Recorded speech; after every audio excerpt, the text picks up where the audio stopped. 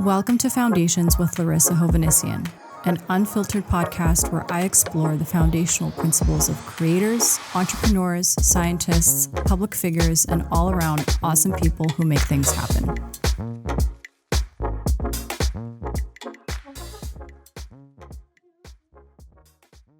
Welcome back to Foundations with Larisa Hovannisian. Today, I'm joined by Samvel Martirosyan, cybersecurity expert, media analyst, and one of Armenia's most essential public educators on digital safety. Known for making complex threats understandable, Samvel has spent the last 2 decades protecting Armenia's digital borders and fighting disinformation. Whether advising institutions or speaking to everyday citizens, he's really helped shape national awareness in an increasingly chaotic information landscape. In this episode, we'll dive into the foundations of his public service and what's really at stake in the fight for digital truth. Samvel, thank you so much for joining me today. You're a household name when it comes to technology and cybersecurity in Armenia. And I guess my first question is, how did you get into all of this? Was it something you knew you would do from the very beginning, or it came later? I think it's because of my chaotic life, not in bad way. In a good way. Yeah. Because first my educational background, I'm a mathematician. Mm-hmm. It gives me some space for development in this way.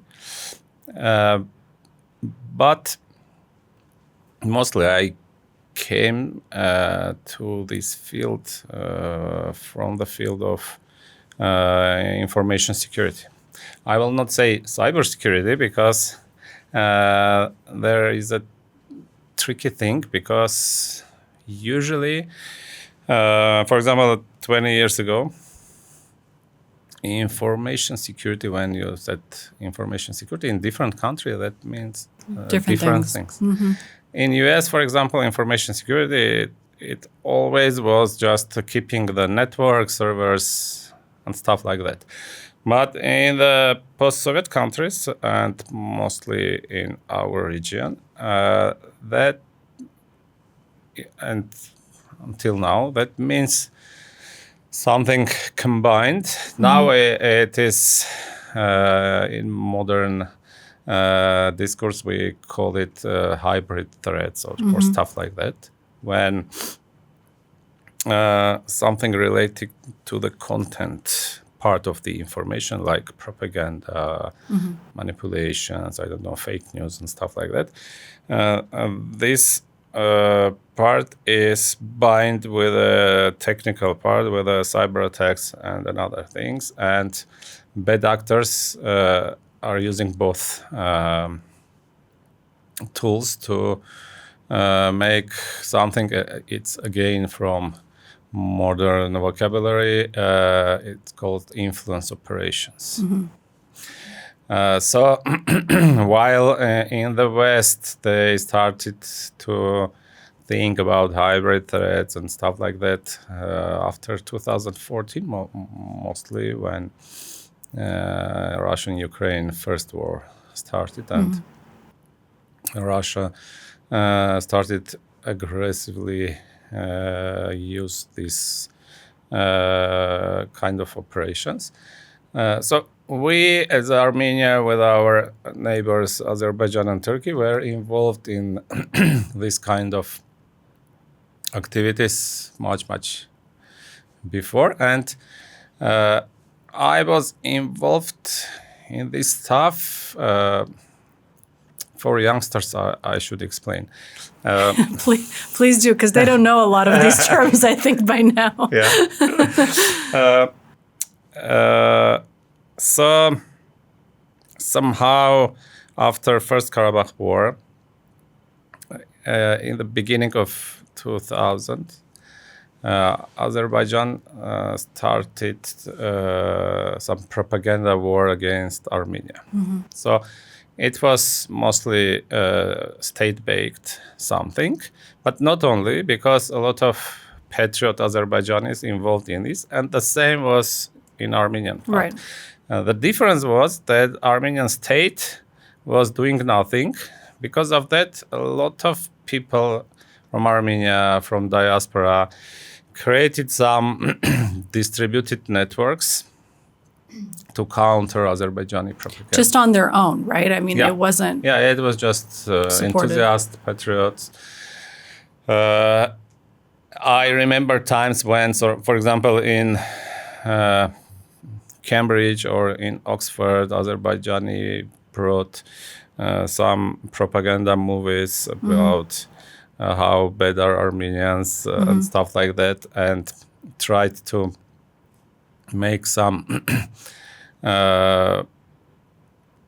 like seminars for students. Right. Why do you think, like, this question is interesting to me, because why do you think that is? Like, why did our government not understand how important that was to do? Especially if they saw, I'm sure that they saw that the other, that Azerbaijan's government was doing that. I remember only one statement about this. It was, maybe I will, if I'm not mistaken, it was 2006 or 7, when Minister of Foreign Affairs was in Parliament. Usually government is coming to Parliament to answer the question. And finally, members of Parliament understood that it's something critical. And they asked why Armenia is not doing counter-propaganda, etc. And these guys said that it's too expensive and Armenia is not going to be involved as a state in this stuff. And probably because we won the first war. We won. We were a little relaxed, maybe. People believed really that everyone understands that Armenians are on the bright side and Azerbaijan is on the dark side, and we don't need to do anything. So, yes, we were relaxed, not in all fields, including this. But so these public initiatives created huge networks. So some people tried to counter it on the ground, like these seminars on the university, and other people were involved in, Wikipedia wars. Another started to use some hacking techniques. So I was somehow involved in this stuff, and what's your earliest what's your earliest kind of like memory of that beginning to happen on Azerbaijan's side? We won the war in the early 90s, and then how soon after did that start happening? Just for people who hadn't seen the 1988 and beginning of war, I need to explain that on that time, Armenians were really focused on counter-propaganda and stuff like that. Because I remember just one episode from personal life. My dad was going to Moscow because of some, some working stuff. It was Soviet times. So he took 2 bags. One small, it was his personal luggage. One big was full of some by typing machines, papers in Russian to show that Armenians are right in Karabakh question. Very different papers, articles, and I remember then friends of my father realized that he's going to Moscow. A lot of people came and brought some articles that this is good one, this is another. So it was more active. Yes, everyone was involved in, I don't like to say the propaganda, it's... but in their justice. Yeah. But then after the end of the war, so it disappeared because we won. But in Azerbaijan, they started to create some mechanism tools for their propaganda. It was end of 90s because after 94 they were under the stress and shock after the war. But when they started to recover, so they started to create some propaganda institutions and stuff like that. It was not so active in the Aliyev father's time. But when Ilham came to the power, his first steps were on the way of propaganda. For example, he gathered academicians and ordered to change encyclopedia and to change history books to show that Armenians are. I have my own story about this actually, which I've said on this podcast before, but just in short. I went to university in Wisconsin, in the northern part, and it's like the middle of nowhere. And we had a couple thousand students, and I was the only Armenian on campus. And because I was the only Armenian on campus, I felt like I had to do a presentation about the Armenian genocide on April 24. And I was protested by a student group that I originally thought maybe was, from Turkey or Azerbaijan, but in reality it was a Native American student group. And I thought to myself, that's weird. Like, why? What issues do Armenians have with Native American student groups? And apparently there was a direct connection, partnership between, the Azerbaijan lobby in the U.S. As you said, there was like a real strategy in place to position Armenians as colonizers, as occupiers of native and indigenous land. And of course I was angry about it, but then I thought to myself, this is like, I was in college in 2006. So it's almost like 20 years ago now, right? And after my anger settled, I was really impressed, that this was happening, even at the smallest Catholic college that I was at. I mean, bigger institutions, okay, Harvard, Princeton, it's still very smart. I don't feel like we're still doing that even now after everything that's happening. I'd love to hear your thoughts on that too. But to think that how spread out the tentacles have been for so long, and we've just been sitting on our hands, like looking at all of this happen, over time. I will. If you would go to the Armenian embassy and ask to help you somehow, even with materials, in 2006, for sure they would say that just go and don't disturb us, because I remember a lot of stories when people asked our embassies to help somehow, even just give some books to understand how to counter Azerbaijani's questions and stuff like that. So nothing.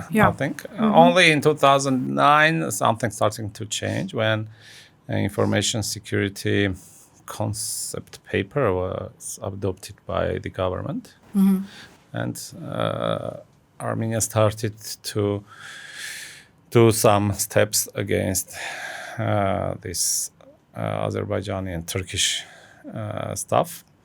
But first thing which I remember, it was 2000 winter when it was first cyber war between Armenia and Azerbaijan. How would you describe that? What is a cyber war? It was funny because first attack was from Azerbaijani side. It was hacking group which never appeared before and after. And they hacked almost all Armenian internet. But it was easy because we had 40 or 45 websites. So Only. Yeah. And I suppose that third of that websites were not Armenians because .am was used by some like Will I Am rapper. Because AM is good. That's hilarious. I Yeah. didn't know that. So they hacked Armenian internet. Then Armenian group Liazur hacked almost all Azerbaijani internet, How which many was how many websites did they have? But this part was really funny because Azeris just defaced website, put some propaganda on the websites. Armenian counterattack was much smarter because they hacked media outlets and changed some articles. And it caused real problems because international agencies took these statements, fake statements from Azerbaijani side about negotiations on Karabakh, and it caused even some economic problems in Azerbaijan. Interesting. And that was first time when we understood that state is somehow related to these attacks because after Armenian counterattack, the Security Council of Azerbaijan gathered, and they made a statement that they are controlling Azerbaijani hacking activities at the moment and asking to stop Armenian side. Armenian group was not related to the state. That's for just on for its sure, own, because a rogue group. because yeah, I know these guys. So, and I would say that it was one of the first, if not the first, small cyber war between states in the history of cyber attacks. Was it between states or between the government and this group in Armenia? Let's say it was cyber attack based on the conflict. Okay, because before cyber attacks were just for fun, or some activists, like for example, eco activists hacked NASA and stuff like that. This was conflict based. Cyber attacks in 2000 there were two, one between China and Taiwan and one between Armenia and Azerbaijan. So on that time, so I was involved in these activities, but of course it was just underground. But mostly I started to go to public, like because of Armenia-Azerbaijan conflict. 2015, a lot of people don't remember, but there were tough clashes on the border. And then April war. In 2016. In 2016. So that was the days when I started to put some, because Azerbaijan is first time started to use these hybrid attacks using fake accounts, spreading panic and stuff like that. So it was first time then I started to make a like public statement to help people to keep safe. Did people take you seriously or not so much?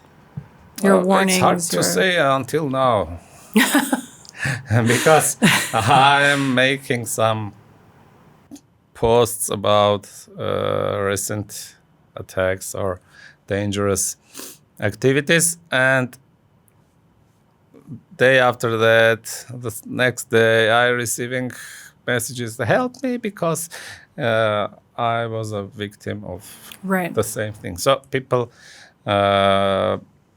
some people are reading my posts, but I don't know, maybe much more people are not taking seriously in general digital security until they are becoming victims. Right. And I think the same goes for the government. When I think I've seen a lot of changes. It's improving immensely. But when I first moved to Armenia to start my organization here, and I started interacting with different ministries, both in Armenia and in Artsakh, I was absolutely shocked. Most of the emails were Mail.ru, like Kukulka88 at Mail.ru, and even, in Artsakh, I hate to say this, but it's true. It's a fact. I mean, even our defense sector there had an HTTP website, and spokesperson of Defense Army spread his press releases via Yandex Mail. Yandex, Facebook. I mean, and I often think that's like, is it because we just don't know? Or is it because we have this like vochinch culture? It's like vochinch, Yandexov uvarki, whatever. Where does this come from? I mean, we should have known, right? At least if the average person doesn't know, for example, doesn't have the education to know that this is how you protect yourself as a citizen, as an individual. But state actors, ministries, defense sectors. First, I would say that the government is the most resistant body in changes. But why we are operating in so vochinch style? I think that there are several factors. One is that it's aftermaths of Soviet culture, where one person was nothing. Yeah. The idea was everything. The country was everything. Person was nothing. And it was on all levels. No personal security, nothing. Security was only on military level. But it was even much better than now it is. So first that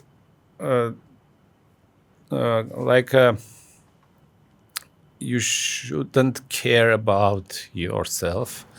And this is the first. The second is that even after becoming independent, we don't feel like that we should do something to keep it.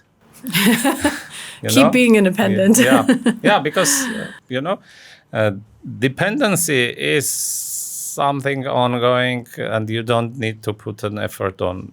But if you are independent, you should put on effort every second, and that means also security. The third thing that, and it's question of education, I'm sure that we failed to create society with the members of society which are feeling them as a part of society, but not only as a person and a part of the family. We conscious society only on the level of our family, maximum friends. Like responsibility and stuff like that, we don't grow it from the kindergarten level, from the school level. And this is something which you put an effort to grow, because usually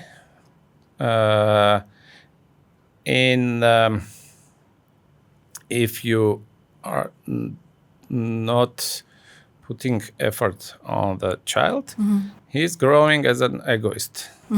it's inside our nature. So in that case, I would say that we failed to create Armenian society. Of course, there are some small islands where it's happening, but in general, you can see it on all levels. I don't know, seismic security. Under every building, someone gathered the whole and put the shop and then closed it. But before that, he destroyed the main walls, and now every small shock can destroy the building. Destroy the building, and again, it's okay because until it's not destroyed, then it's fine. It's okay. Yeah, and we have this unsecure manner of life in all levels. Digital security is the final thing. So started from the physical security when you are living in seismic active country and children are not trained to evacuate from the buildings. Even if you are trying to help, so I'm teaching at school, and we, after one more or less strong earthquake, we went to the ministry and asked to send someone to explain us how and where to evacuate children, because in the center of the city it's very hard to understand. It's all chaotically, but he came and gave us brilliant, genius speech. It was not speech, it was just a short answer that we should take all children to the sports zal. Okay. It's one grave for everyone. It's very easy. I remember when these tensions were happening between Armenia and Azerbaijan. I think it was like a year ago. And I live in the city center in Yerevan, and I came up to my entrance door, and there was a slip that said that, your nearest shelter and empty is here, which was, I didn't realize it at first, but basically what they were referring to was a podval, like a basement in our building that has been privatized by someone a long time ago. Yeah. And that's where that person keeps their jam jars and pickles and all these different things. And our entire building, first of all, even if that was cleared of everything, none of us, all of us wouldn't be able to fit in. And the second, I don't know if that's actually safe, because if a building was to be hit, it would just collapse onto the basement. And so, as you said, it would just be one area where all of us would perish. And so I honestly do not comprehend, and I completely agree with you. Given our geographical location, both in terms of natural challenges that we have with earthquakes and our geopolitical situation with wars.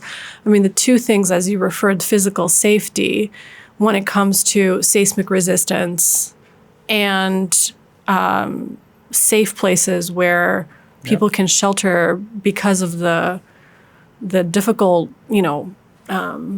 neighborhood we find ourselves in. Those two things should be standard across the board. Your example was that you had this paper. I had a paper. Yeah. In our did not case, have a paper. we don't have a paper, but we have a shelter from Soviet times. It's in 50 meters from our home. It was created a really tough construction, special shelter. But it's closed a lot of rubbish on the entrance, and nothing is changing. So I'm obscuring this place. For me, it's like a symptom. When I will see that someone came and started to open the door, I will understand that something It's happening.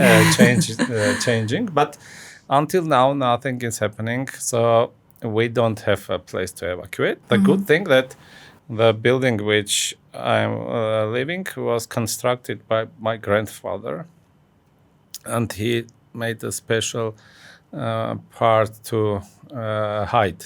Wow. Because it was just after the Second World War. He was architecture, but it was his personal private idea. So It wasn't, mandated. yeah. So in our basement, so where we are keeping our jam jars, he created it specially for bombings. The entrance is turning, so it's not direct entrance. So there, but it's only personal. Again, we are coming that in personal way, a lot of people are trying to do something, but as a society and state, I'm not going to blame only the state, because if there is no demand from society, state will not do anything. But our society is not demanding safety. That's a good point. And is that a lot of what you're trying to? Yeah, but out there? we can see, for example, I don't know, the situation on the roads. A lot of children are dying because they are not on the car seats. Yeah, they're sitting in the front. I made a post on example. Facebook that let's do something, let's make it obligation, and then I'm finding out that it's obligation by the law, but even police is not It's not enforcing it. monitoring this situation, and tens of parents are coming to the comments and starting to blame you that I am pushing them to spend some additional money To save their to save child's their life. It's incredible. And that you think that comes down to what? I mean, we talked about the Soviet Union and the At the moment, consequences. it's only eyes. I think that the only problem is education, because we don't have a Soviet Union. We are losing by time. The generation which was born and lived in Soviet Union, we have new generation, and we have. I'm not sure that it's possible to change minds of the older generation, but it's possible to do something with youngsters, yeah. But we don't do that. I think a lot of it is just the kids that we work with. You know, we work with 60,000 kids in Armenia, and so we have a lot of information from these children. And you know, recently I was doing this interview with a kid, and he said something along the lines of rules are meant to be broken. And I gave him like a big lecture after that. But it's clear that that's what is said by his parents, who are probably my age, you know, who were born at the tail end of the Soviet Union, maybe lived through the initial inertia that came after, you know, went to semi-Soviet public schools, etc. But it's a true tragedy, I think, because they're hearing this at home, and then they grow up, I think, with these values, and then there, as you said, there's nothing that's countering it, you know. And so I think education is obviously very important. I'm of course also very subjective in this way. I think if we can build a new way of thinking through our schools, for example, you know, where kids spend most of their time, You know, I would it could change. I would say not even new thinking, but just thinking, because we are not teaching children to think. We are just teaching them to learn by heart tons of nothing. That's it. Yeah. Going back to, we started with preparedness, right? Preparedness of Armenia, preparedness of Azerbaijan, the different timelines, the different investments. How do you think Armenia is doing right now? I mean, do you think we're in a better place, or have we learned anything, or are we doing the same mistakes? When we started, I said that we should combine content and cybersec in one place. But now I will do the opposite and will separate, because on the field of cybersecurity, there are some changes, and they will become more significant in upcoming months. Why? Because there is a draft on law. It's a package of laws on cybersecurity.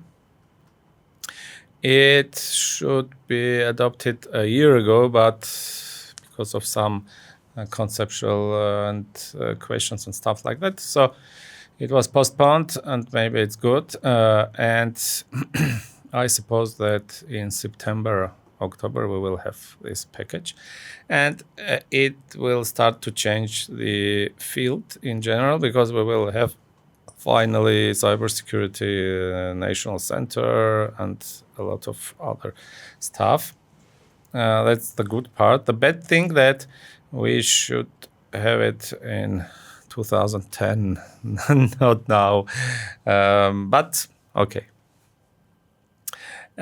In the case of the content part, like countering propaganda, fake news, and stuff like that, I think that situation is not so good, and everyone can see it without any specific techniques. So the main thing at the moment, I think that I don't see the main ideas, paradigms. So state is not stating on which path of our Armenia is staying and moving, because when you are countering propaganda and manipulations, first of all, you should understand your idea, your global idea. Right. Where do we want to end up? Because in other cases, you don't understand what is propaganda, what is not. So in general, I think that we have a problem in this way. And we are very open for manipulation attacks from the outer side.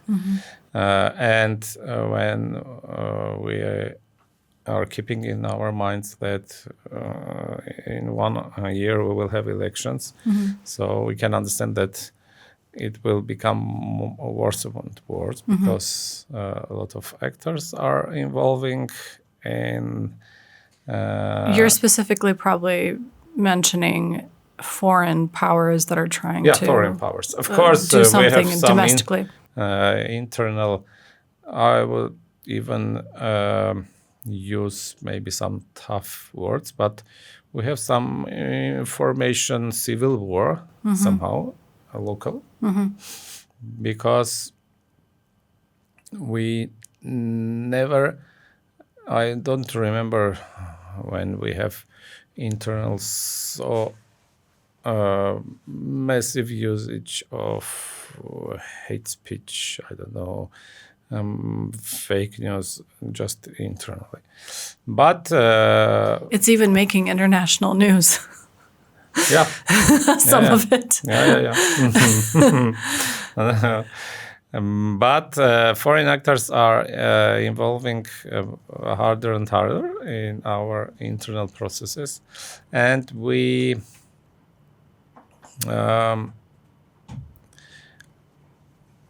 don't have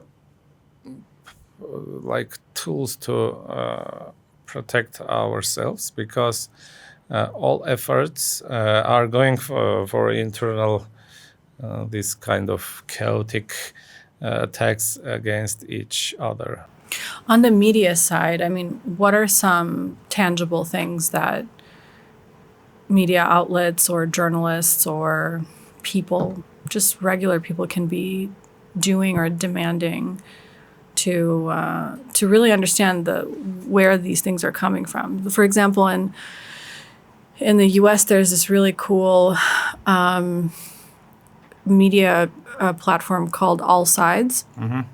You probably know about them, but they'll take one piece of news, and then they'll show you how the left talked about it, how the Democrats talked about it, how the Republicans talked about it, and how the center talked about it. I know we don't even really have our own understanding of left, right, center, etc.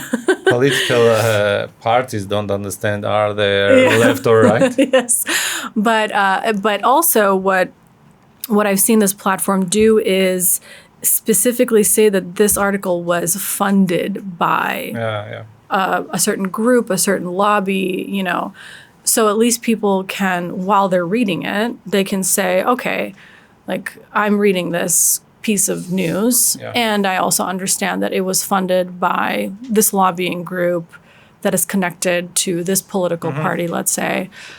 Has anything like that been attempted in Armenia?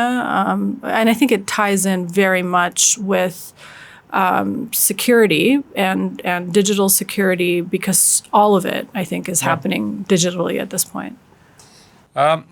We have some small initiatives which are trying to work on fact-checking and stuff like that. But in Armenia, situation is a bit different. But now I think in US somehow they are coming to the they're coming to our side. Because of the last 10 years in US, I think that media is so polarized that everyone understands from which political wings the wind is blowing. Yeah, it's definitely easier to tell now. So the same in Armenia. In general, almost everyone knows that this media outlet belongs to this party, this person.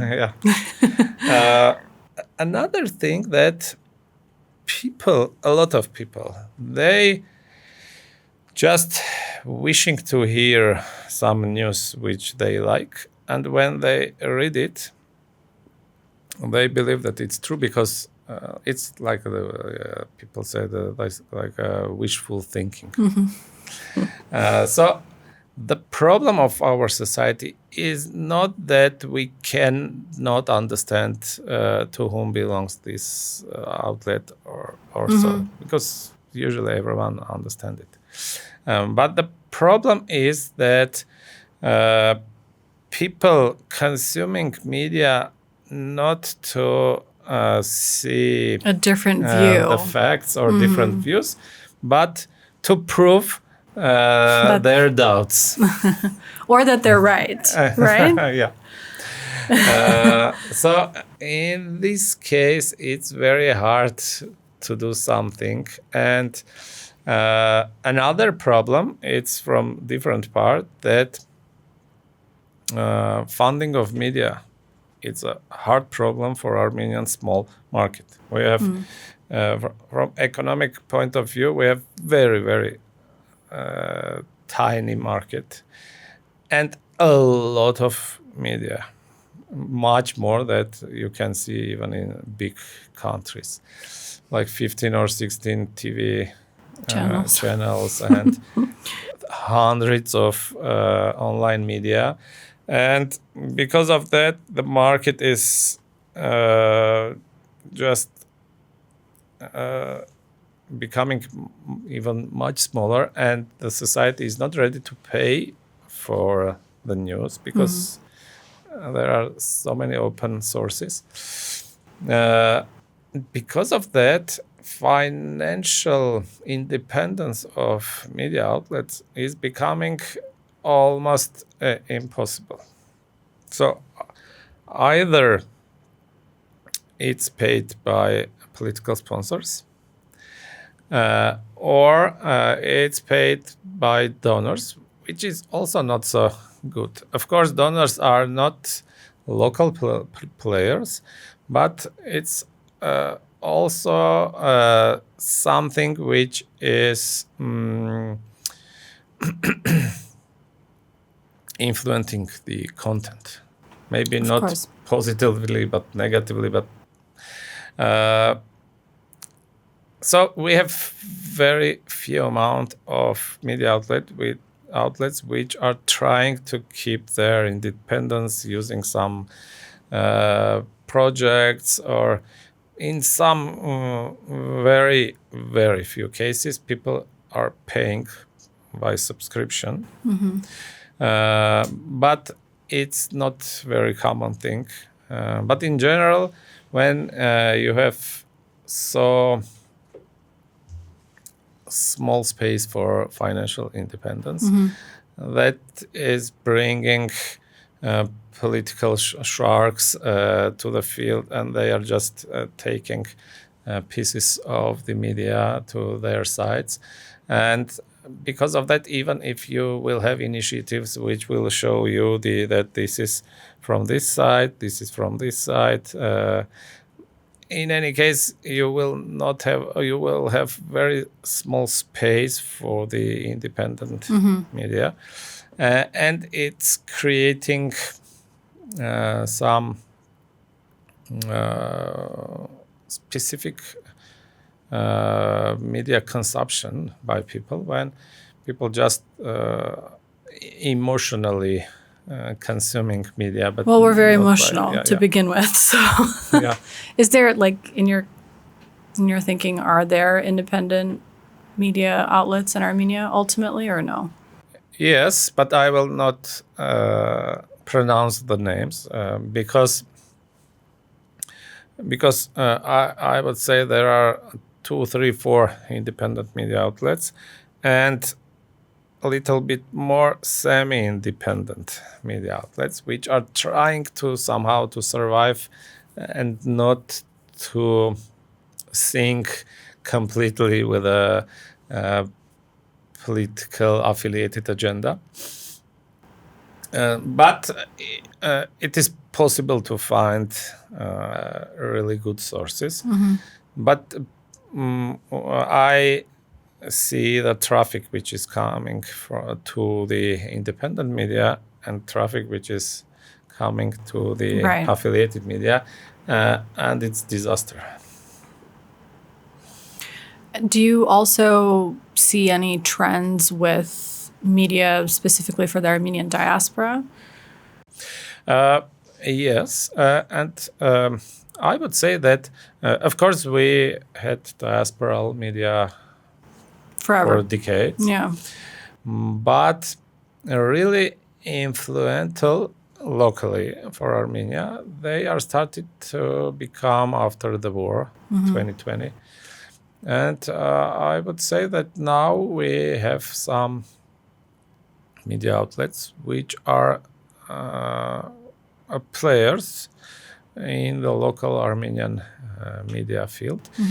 They are not so strong, mostly because of the language, because most of diasporal media outlets, which are the good ones, Are in English, are yeah. in English. And Armenian society still is not good in English, as you can see. You're great. So in general, it's a good trend, really. And the good thing that we have very different point of view. But still, the influence is not so strong. And that's a good point, that maybe this can change somehow the situation if these outlets will survive. Right. It's also always a question of financial Yep. survival. I mean, as someone who founded a nonprofit, I understand the difficulties and I think the implications too. A lot of the times funds come with strings attached, especially from international agencies and international funders. We've been very lucky to have mostly private funders who don't have such requests.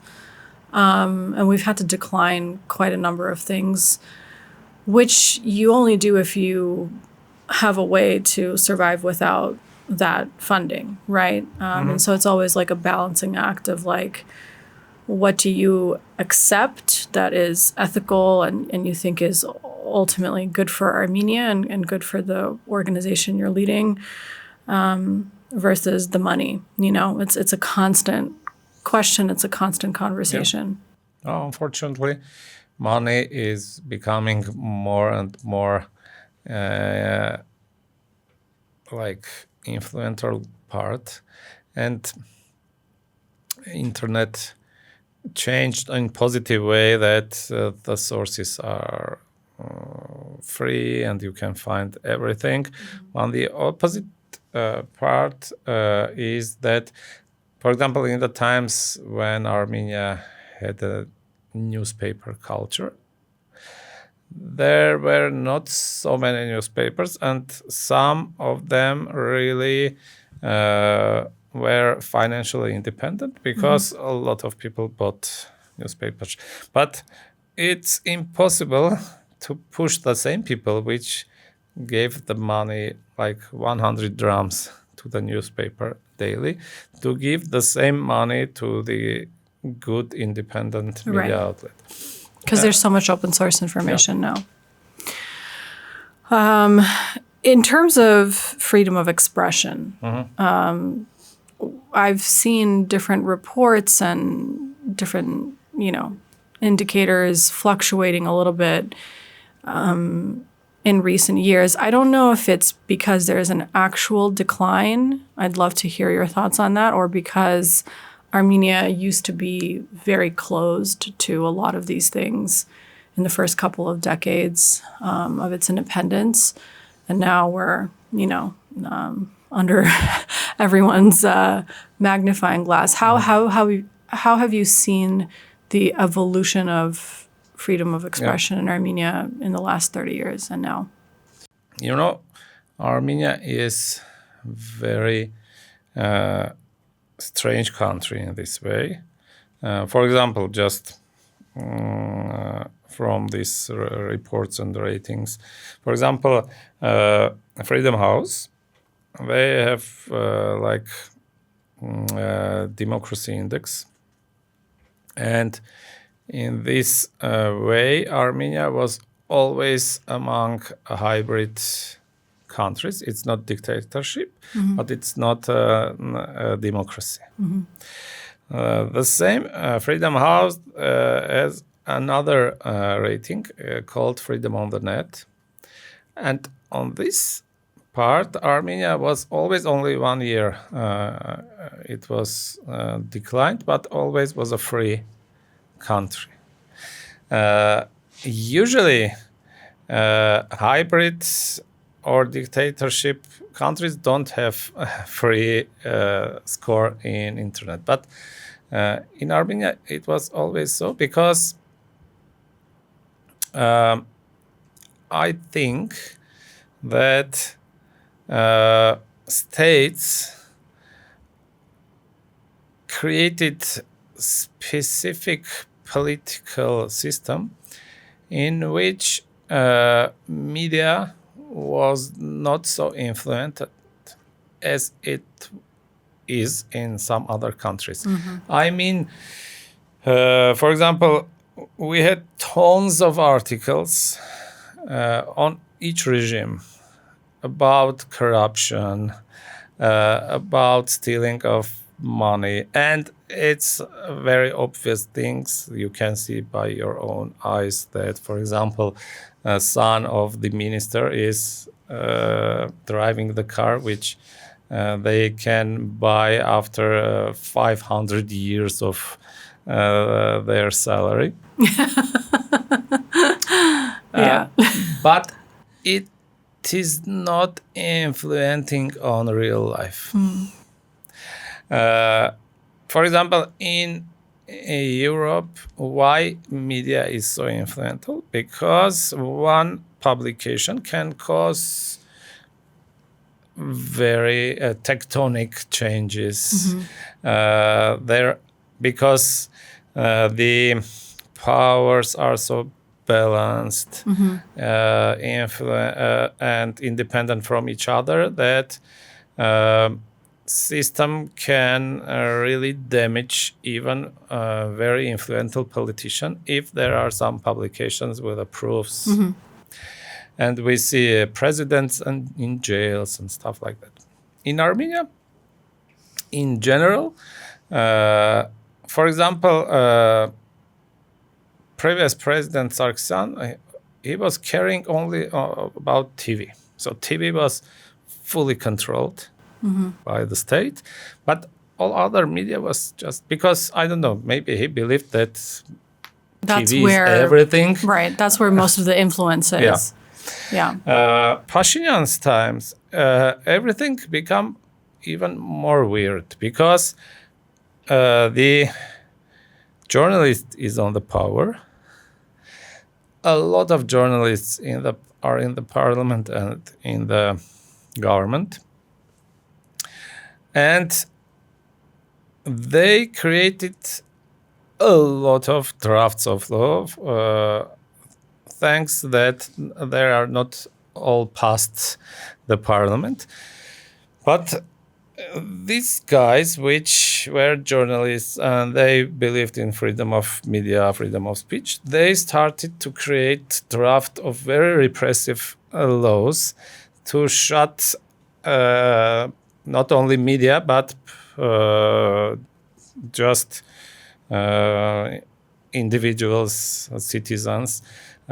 Maybe you remember that in 2022 or 2023, Parliament adopted changes on criminal law, and grave insult was criminalized. And the interesting part was that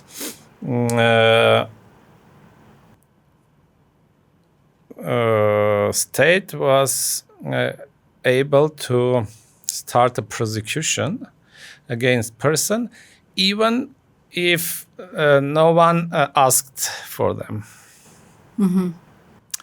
And during the several months when this law was working, there were more than 200 of criminal cases on grave insult. 95% of that cases was of insulting only one person. You can imagine it was Prime Minister of Pashinyan. So everyone understood that they created the law to protect only one person. And finally, they understood that it's too obvious, and this law was reverted to the previous one. But in general, we have at the moment very specific situation that first it's very different from the previous regimes, because first the interesting part that the ruling party is controlling much less media outlets than the opposition. Usually it's the other way around. Opposite way. Yeah. The second thing, which is very important, that situation after the war shows that political like fight, I will say, there are no any tools at the moment except media and social networks, because rallies are not working, political thoughts and ideas are not working at all because there are no such things in Armenian political field, because no one understands what are their political credos or ideas. Right. There's no ideology. No. Yeah. So just blackmailing, just spreading, I don't know, shit on a fan and stuff like that. At the moment, it's the only way of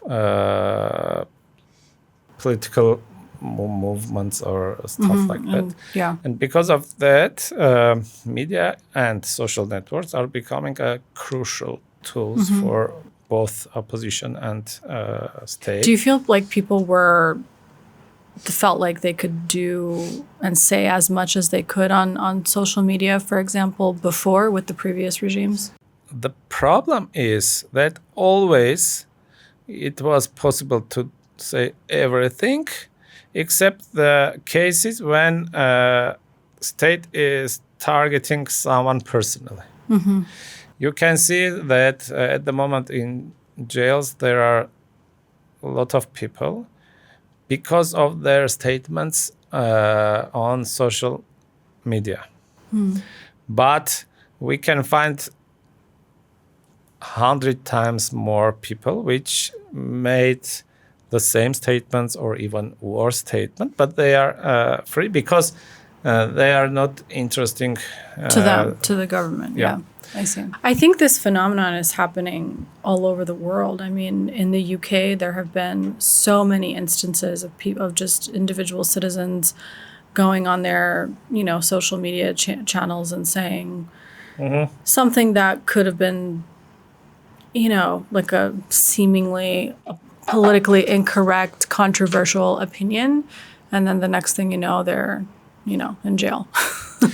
In general, in Europe, we see these deformations related to Russia, for example. Yeah. For example, there is a freedom of media, but Russian media is blocked in some European countries.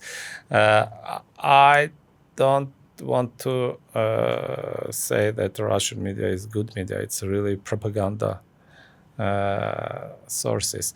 But there are another countries like Azerbaijan. It's only propaganda, but you will never see that, for example, Azerbaijani media outlets are also blocked in the same countries. Right. And by the way, they are spreading the same anti-European propaganda at the moment. Interesting.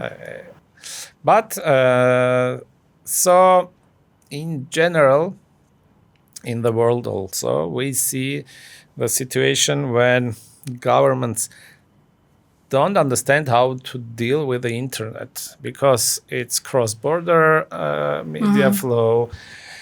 It's in some cases anonymous media flow, and it's easy to close the newspaper, but you can't close it. It's very hard to understand how to close some TikToker which is not in your country, but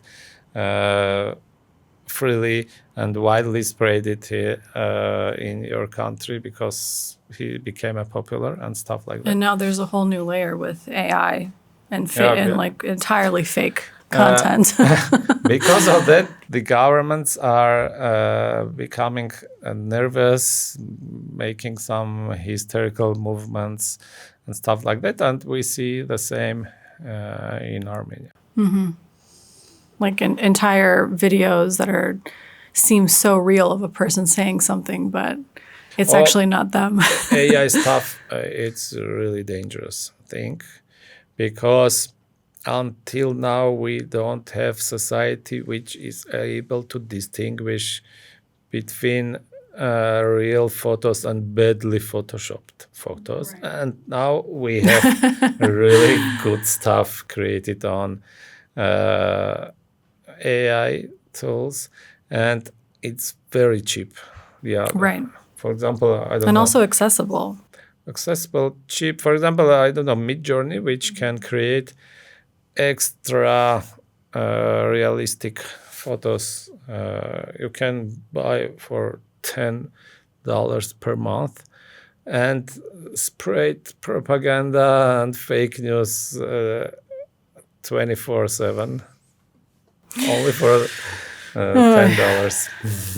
Your work is going to become even more interesting, I think, this decade. Yeah, it's interesting, but as I can understand,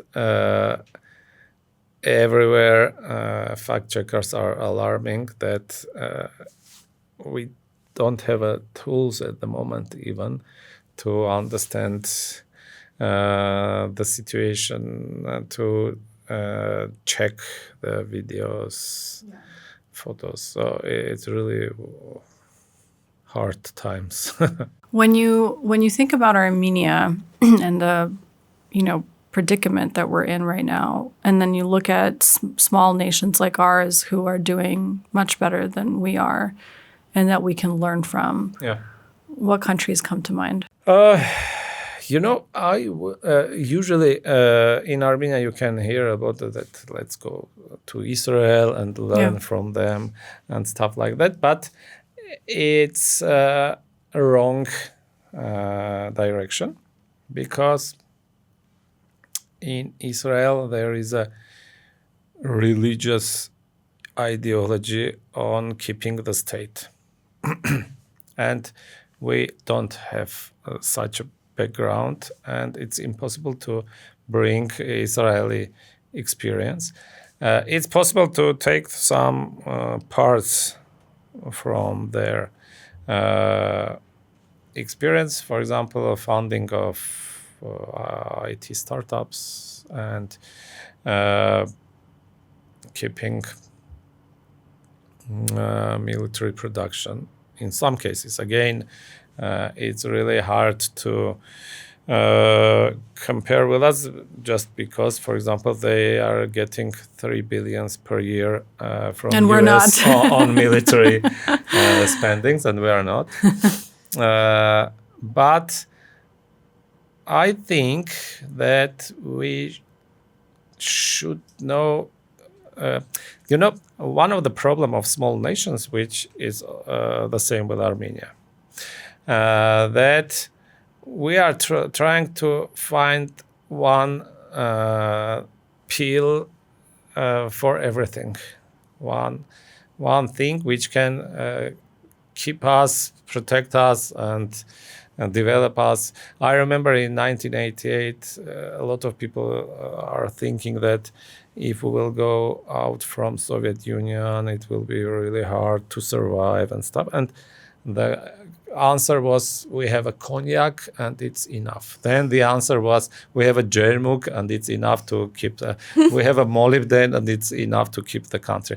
So we don't need to think about the one thing. So there are a lot of small nations, and we should understand from which we can take. From which we can take what? Yes, because there is a Switzerland. It's again the small country in the mountains, but it's not comparable with us. But because they don't have neighbors who wish for them to not exist. They had.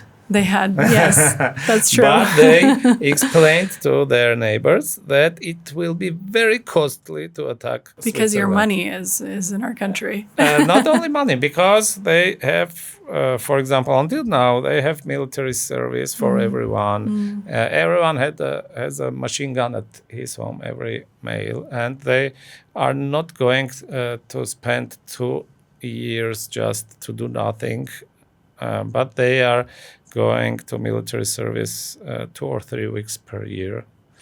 But each home is protected by a really trained soldier. And I suppose that in these 2-3 weeks, Swiss soldiers are trained much better than our guys in 2 years were doing nothing and just counting flies on the floors. So I think that we can just take countries and to see what we can say. But it goes back to what you were saying, Samvel, about what is the ultimate goal? Where are we headed? Who do we want to be? What do we want to be true for Armenia? And I think if we were to understand that for ourselves, then we can say, okay, we're going to look at Switzerland for this specific thing, but then we're going to look at Singapore for something else, and we're going to look at Israel for another thing. I think you're right that as long as that's not there, we can still make progress and accelerate, but I think it'll be at a lower pace, obviously. And we will likely make more mistakes because we might go into directions that ultimately won't serve the long-term purpose of our country. So I guess my last question to you is, if you were to design Armenia's national strategy, there's all these sectors, and I understand we can't go through all of them, but in short, where do you think Armenia needs to be in the next 10 to 20 years to survive as an independent small nation? It's of course not the easiest question.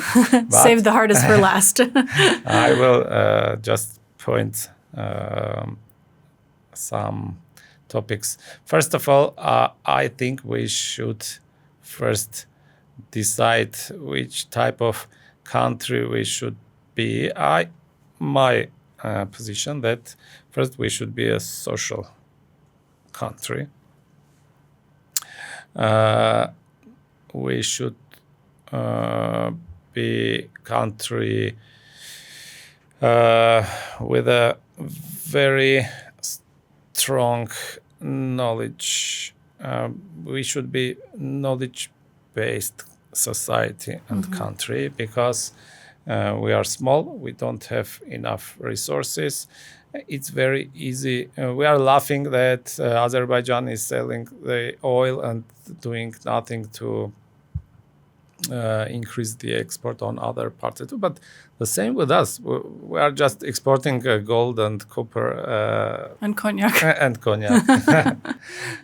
So I think the knowledge and social, I will not say socialist, but country based on social issues, it's very important for the small society and society which can be combined with a diaspora, because it's very trivial thought, but we have very distributed diaspora, and it's really a big power that we can bring very different views. We will not be frozen on one direction. It's diaspora is giving us flexibility on the level of ideas and on practical operational way. But we are not using this potential. And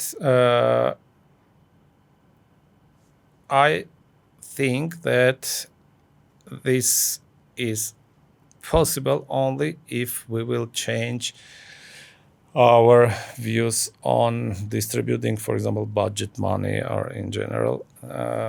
And again, going to the small countries, I think that the experience of Finland can be for us very useful when they dramatically increased finances on education.